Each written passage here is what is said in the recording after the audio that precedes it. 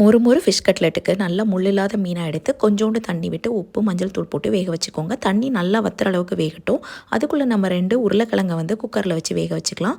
இப்போ தண்ணி வற்றிடுச்சு. நல்லா மீனை பிசைஞ்சு விட்டு அது கூட சின்ன சின்னதாக கட் பண்ண பெரிய வெங்காயம், அப்புறம் பச்சை மிளகா, கொஞ்சோண்டு கருவேப்பிலை, அப்புறம் 1 டீஸ்பூன் அளவுக்கு இஞ்சி பூண்டு பேஸ்ட்டு, அப்புறம் கொஞ்சம் மஞ்சள் தூள், அப்புறம் கொஞ்சம் வத்தல் பொடியும் கொஞ்சம் சேர்த்துக்கலாம் காரத்துக்காக. இது கூட சீரகம் சேர்த்துட்டு நம்ம வேக வச்சு வச்சுருக்கிற உருளைக்கிழங்கையும் சேர்த்து மசிச்சுட்டு நல்லா மாவு பதத்துக்கு பிசைஞ்சு வச்சுக்கலாம். இப்போ நல்ல உருண்டைகளாக உருட்டி வச்சுட்டு அதுக்கப்புறம் நம்ம இப்போ என்ன பண்ண போகிறோன்னா, நான் வந்து முட்டையை பீட் பண்ணி வச்சுருக்கேன். அதுக்கப்புறம் ரஸ்கை பொடி பண்ணி வச்சுருக்கேன். நீங்கள் பிரெட் க்ரம்ஸ் கூட எடுத்துக்கலாம்.